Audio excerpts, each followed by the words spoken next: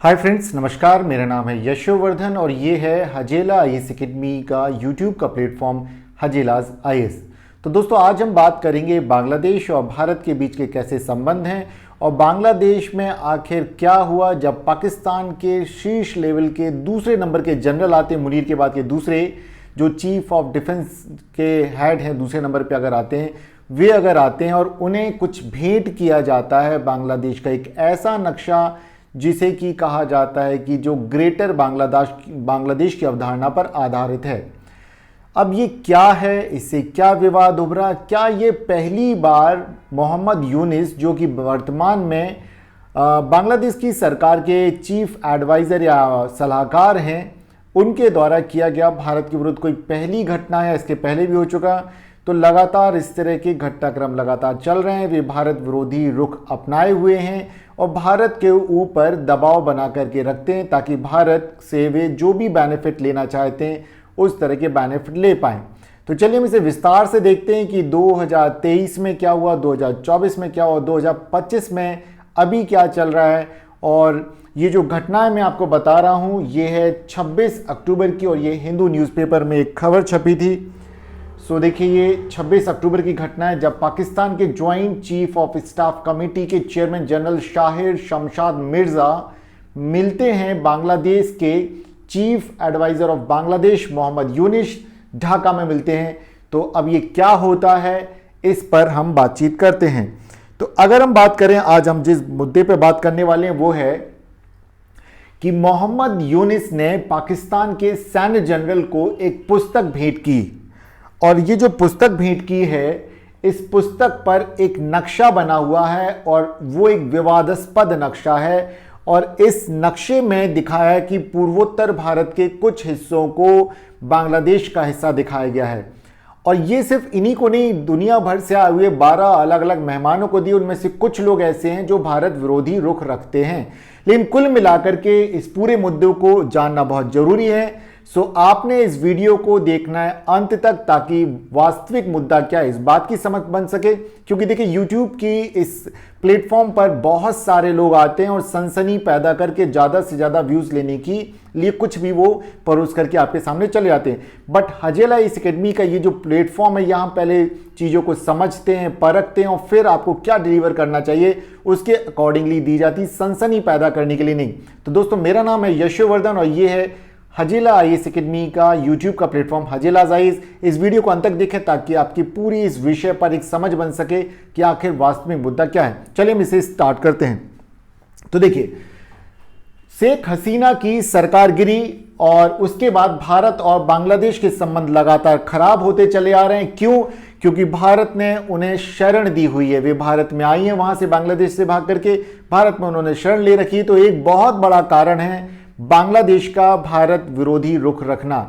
दूसरा, कुछ और भी चीजें हैं कि बांग्लादेश में कई सारे कट्टरपंथी जो तत्व हैं, उन्हें पाकिस्तान की एजेंसी आईएसआई लगातार उन्हें ट्रेनिंग देती है, वित्तीय मदद देती है और उनको हवा देती रहती ताकि भारत को अस्थिर रखा जा सके दोनों तरफ से, एक तरफ पाकिस्तान और एक तरफ बांग्लादेश की तरफ से। तीसरी एक और बड़ी ताकत यहां पे सक्रिय होती है, उस ताकत का नाम है चीन। चीन कैसे कि चीन भी भारत को लगातार अस्थिर रखना चाहती ताकि कहीं भारत बहुत तेजी से जो इकोनॉमिक ग्रोथ कर रहा है वो ना कर पाए, चीन को टक्कर ना दे पाए। इस क्षेत्र की जो क्षेत्रीय ताकत के तौर पे जो भारत उभर रहा है वैसा वो ना कर पाए, अपनी आंतरिक उलझनों और सीमाओं पर जो उलझने उनमें वो उलझा रहे और आगे ना बढ़ पाए। लेकिन इसी कड़ी में आखिर मोहम्मद यूनिस ने ऐसा क्या किया, इसे जानना बहुत जरूरी है। तो अगर हम यहाँ पे बात करें कि बांग्लादेश के जो अभी वर्तमान में मुख्य सलाहकार हैं मोहम्मद यूनिस, अभी पाकिस्तान के joint chief of staff committee के जो चेयरपर्सन हैं जनरल शाहिर शमशाद मिर्ज़ा, इन्हें किताब गिफ्ट की जाती है आर्ट ऑफ ट्रम्प। अब इस किताब के विषय में भी थोड़ा सा जान लीजिए। ये वो किताब है जिस पर बांग्लादेश के छात्र आंदोलन के दौरान बांग्लादेश ढाका की दीवारों पर जगह जगह छात्रों ने अलग अलग पिक्चर्स बनाए और उन पिक्चरों का संग्रह एक किताब में रखा गया है। और 1 वर्ष हो चुका था उन छात्रों के आंदोलन को, तो उसकी वर्षगांठ भी मनाई जा रही थी। और ऐसे में इस पुस्तक को भेंट किया जाता है पाकिस्तान को। पाकिस्तान को इस तरह की पुस्तक भेंट करने का मंतव्य कुछ अलग ही है। कुल मिलाकर के है कि भारत को डिस्टर्ब करना। क्यों भारत डिस्टर्ब हो सकता है? क्योंकि जनरल मिर्जा को जो पुस्तक भेंट की गई है, जिसके कवर पर छपा हुआ जो मानचित्र है वो पूर्वोत्तर भारत में, जिसमें कि आसाम और अन्य पूर्वोत्तर राज्यों को बांग्लादेश का हिस्सा दिखाता है।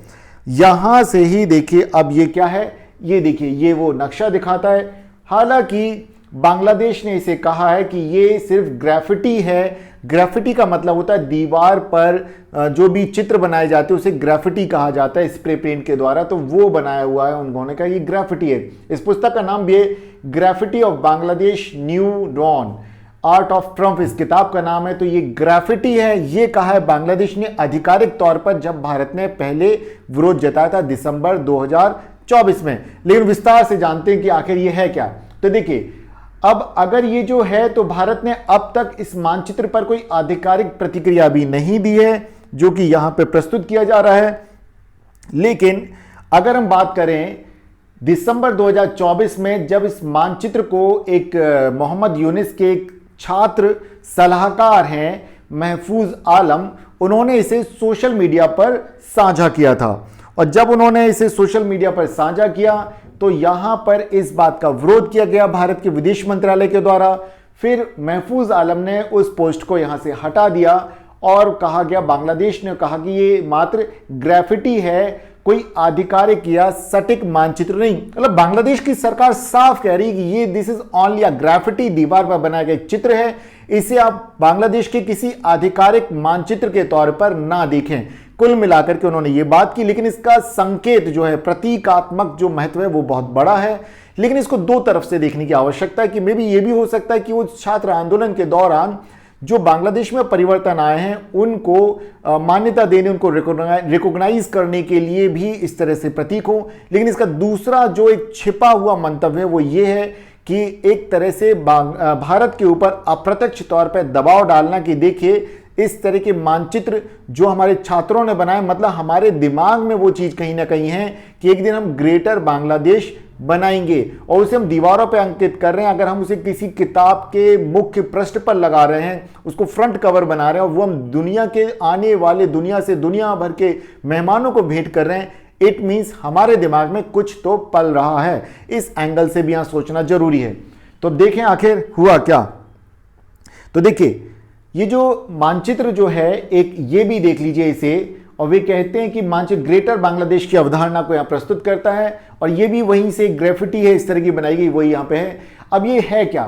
तो ग्रेटर बांग्लादेश की जो अवधारणा है, तो ढाका स्थित एक इस्लामी संगठन है सल्तनत ए बांग्ला, इसके द्वारा समर्थित एक अवधारणा है। और ये जो एक इस्लामी संगठन है, इसको सपोर्ट कौन कर रहा है, इसको भी सुन लीजिए, तुर्की, राइट। अब ध्यान रखें आगे।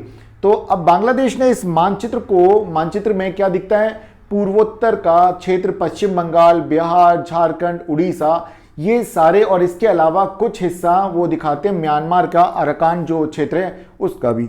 अब यहां अगर हम बात करें तो एस जयशंकर ने बहुत साफ साफ बताया कि ये जो संगठन है ये तुर्की के एनजीओ द्वारा समर्थित है और सल्तनत ए बांग्ला, जिसमें कि ग्रेटर बांग्लादेश का मानचित्र दिखाएगा, ये कोई आम संगठन नहीं है बल्कि तुर्की का एक एनजीओ है, वो उसको फंडिंग उपलब्ध कराता है। और इस बात को हम पहली बार यहां नहीं उठा रहे हैं, हिंदू ने नहीं उठाई, बल्कि इस बात को पहले भी उठाया जा चुका है।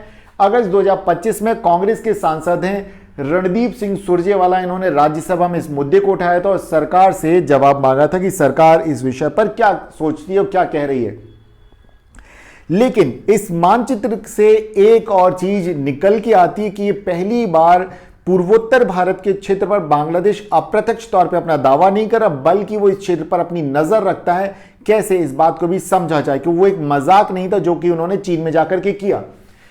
जब वे चीन में जाते हैं अप्रैल में अपनी यात्रा पर, चीन यात्रा के दौरान मोहम्मद यूनिस ने ढाका को बोला कि देखिए भारत का जो पूर्वोत्तर क्षेत्र है वो पूरी तरह से समुद्र से घिरा हुआ है, ऐसे में बांग्लादेश एकमात्र उनका समुद्र की तरफ से संरक्षक के तौर पे है।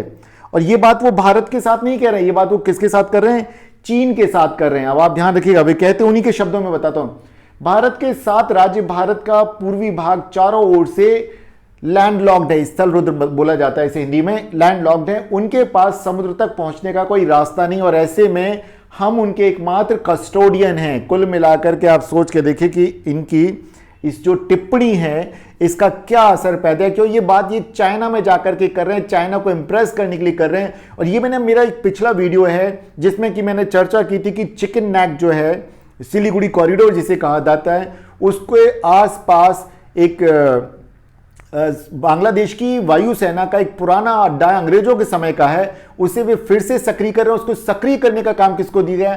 चीन को दिया गया, और जो कि बहुत ही सिलीगुड़ी कॉरिडोर के बहुत पास है। ऐसे में भारत को अलर्ट हो जाना चाहिए कि बांग्लादेश के जो छिपे हुए एजेंडे हैं उसके पीछे पाकिस्तान की आईएसआई और चाइना की भी अपनी एक रणनीति है।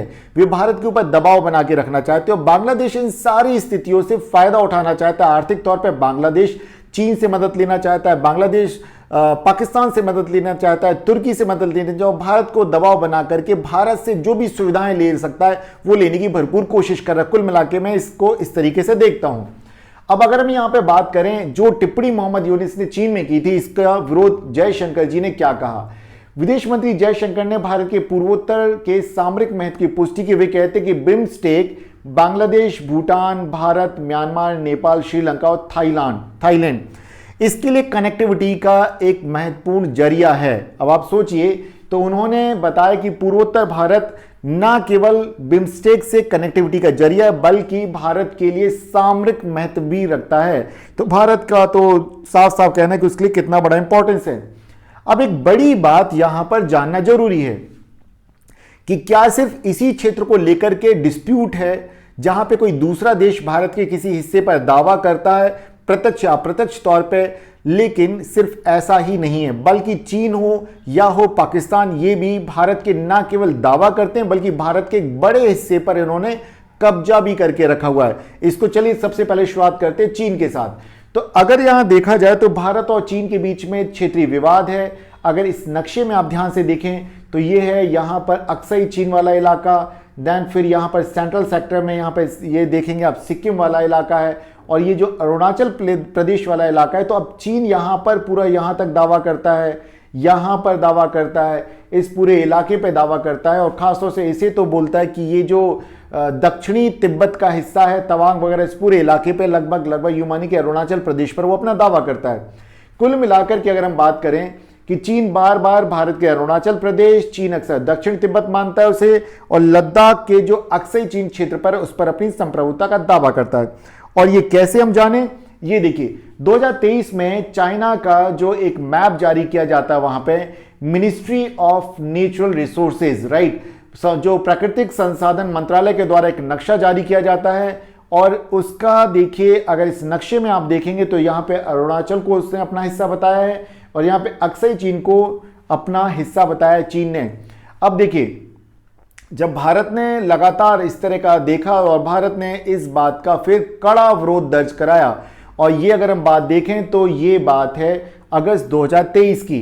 कुल मिलाकर के ये अकेला डिस्प्यूट नहीं है, यहां जानना जरूरी है कि पाकिस्तान के साथ भी कुछ इसी तरह का विवाद लगातार चल रहा है। अब पाकिस्तान के साथ अगर देखें तो देखिए, पाकिस्तान ने ये जो इलाका है ये कब्जाया था 1949 के दौरान, और उस इलाके को ये इसने दे दिया चाइना को। तो COK चाइना ऑक्यूपाइड कश्मीर हो गया। यहां पर ये चाइना ने खुद अपने कब्जे में ले रखा है, और POK जो है पाक ऑक्यूपाइड कश्मीर है।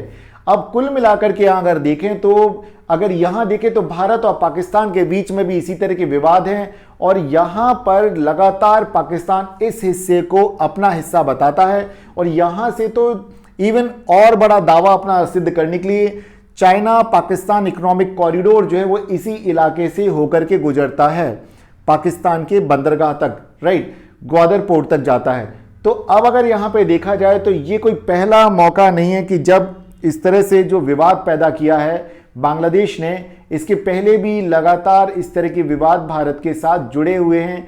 और ये जो नक्शा है जिसमें कि बांग्लादेश ने अपने हिस्से में दिखाए भारत के क्षेत्रों को, ये भारत को एक संकेत है, भारत को एक आत्मक तौर पे एक पहले से पता चल रहा है कि आपके चारों तरफ जो सराउंडिंग आपके पड़ोसी हैं वो किस तरह की अप्रोच रखते हैं और अपने देश में किस तरह की विचारधारा के लोगों को पनपने का मौका दे रहे हैं। तो भारत को समय रहते अलर्ट हो जाना चाहिए और इस विषय पर अपना काम करना चाहिए। और जो कि पूर्वोत्तर क्षेत्र के जो राज्य हैं, अगर आप देखें तो कुछ समय से वहां मणिपुर में लगातार डिस्प्यूट चल रहा है, कभी नागालैंड में चलता रहा, कभी त्रिपुरा में चलता रहा, ऐसे में लगातार, और असम में घुसपैठ की समस्या, इन सारी चीजों को अगर देखा जाए तो सिर्फ ये आंतरिक समस्या नहीं बल्कि आंतरिक समस्याओं को बाहरी शक्तियां हवा देती हैं और उसको ज्यादा बढ़ावा देती हैं, ताकि ये जो इलाके हैं, ये जो क्षेत्र हैं, भारत से अलग होने की डिमांड लगातार करते रहें। तो कुल मिलाकर के भारत की आंतरिक सुरक्षा, सीमांत सुरक्षा के लिए एक बहुत बड़ा खतरा, और यही खतरे भारत को अस्थिर करते हैं, भारत के अंदर अलगाववादी आंदोलनों को हवा देते हैं, समय समय पर भारत की अर्थव्यवस्था को भी इससे नुकसान पहुंचाया जाता है। तो दोस्तों, आज का जो विश्लेषण था ये बांग्लादेश पर केंद्रित था और इसमें मैंने कुछ उन क्षेत्रों को भी जोड़ा जो चीन और पाकिस्तान से संबंधित हैं। अब ये आपकी ना केवल प्रारंभिक परीक्षा, मुख्य परीक्षा में योगदान देगा, और जो एस्पिरेंट्स नहीं हैं वे उनको इस तरह से फायदा पहुंचाता कि उनकी एक समझ बनेगी कि बांग्लादेश के साथ हमें किस तरह की चुनौतियां मिल सकती हैं भविष्य में, तो हमें किन बातों का ध्यान रखना है। और जो कई भारत के अंदर के लोग ही हैं जो नॉर्थ ईस्ट के लोगों को अपना नहीं मानते हैं, वे कम से कम इस वीडियो को देख करके समझ जाएं कि अगर आप उन्हें खुद ही इस तरह से कहेंगे कि they are not the part of mainland, so this is the main problem, तो ये सबसे बड़ी समस्या है, इस बात को समझना होगा। क्योंकि जब मैं दिल्ली में था तो लोग वहां पर नॉर्थ ईस्ट के जो हमारे साथी हैं उनको चिंकी कह के बुलाया करते थे, और इस बात पर हम कई बार देखते हैं वहां विवाद हो जाया करते थे। तो इस तरह की अवधारणा नहीं रखी। इसी बात को मैं और कहूंगा, एक चक दे इंडिया नाम की एक मूवी आती थी जिसमें मणिपुर की 2 खिलाड़ी आती हैं और वहां पर उनका स्वागत करने के जो थे उनका नाम लिख रहे थे, वे कहते कि welcome to India. Why? Because Manipur, कहते मणिपुर भी तो भारत का हिस्सा है। ऐसा क्यों कहा गया? तो उस मूवी में भी ये चीज दिखाई कि दोनों लड़कियों ने कहा कि नहीं, we are the part of India, Manipur Bharat के अंदर है, हम कोई विदेशी नहीं कि आपका भारत में स्वागत है। अब आप सोच के देखिए, आम नागरिक के अंदर इस तरह की अवधारणा है, इसे दूर करना होगा। तो पूर्वोत्तर की जो समस्या, अलगाववादी जो समस्या, वे अपने आप दूर होंगी। अगर हम खुद ही लोगों के साथ भेदभाव करेंगे, अपने इस देश के लोगों के साथ, तो कैसे हम एकजुट रख पाएंगे? फिर दूसरी ताकतों को तो डिवाइड एंड रूल लागू करने का पूरा मौका मिल पाएगा। तो दोस्तों, ध्यान रखें मेरी इन बातों को, एक जागरूक और एक अच्छे नागरिक बने, एक अच्छे एस्पिरेंट बनकर के आप तैयारी करें अगर सिविल सर्विसेज की या किसी भी सेवाओं की, तो वहां पर भी आप एक बेहतर प्रशासनिक अधिकारी बन सके। मेरी आपको शुभकामनाएं। दोस्तों, मेरा नाम है यशोवर्धन। आज का वीडियो आपको कैसा लगा आप कमेंट बॉक्स में जरूर बताएं और इसे शेयर करना ना भूलें। और अब तक आपने हमारे इस चैनल को यदि सब्सक्राइब नहीं किया तो हमारे इस चैनल को कर लीजिए सब्सक्राइब, बेल बटन जरूर दबा दीजिए ताकि हमारे नए वीडियोस का नोटिफिकेशन आप तक पहुंचता रहे। तो फिर मिलते हैं अगले वीडियो में, तब तक अपनी लर्निंग जारी रखते हैं। नमस्कार दोस्तों।